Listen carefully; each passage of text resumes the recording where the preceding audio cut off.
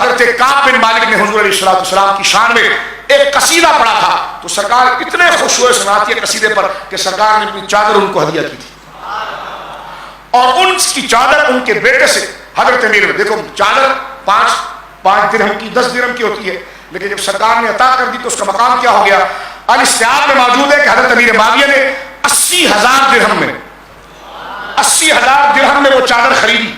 اور جب آپ کے انتقال کا وقت آیا تو آپ نے اپنے قریبی رفقا کو یہ کہا کہ الماری میں کچھ ایک صندوقچی پڑی ہے، لے آؤ۔ صندوقچی لائی گئی، وہ کپڑوں میں لپٹے ہوئے میرے دوستوں بزرگوں کچھ چیز تھی، جب کھولا گیا تو اس میں کچھ ناخون تھے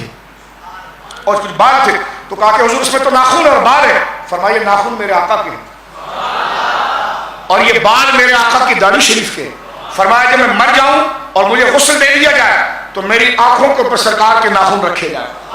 اور میری زبان پر سرکار کے منہ مبارک رکھا جائے، اور فرمایا یہ جو چادر ہے اس سے مجھے کفن دیا جائے۔ یہ حضرت امیر معاویہ رضی اللہ تعالیٰ کی آخری وصیت تھی۔ اللہ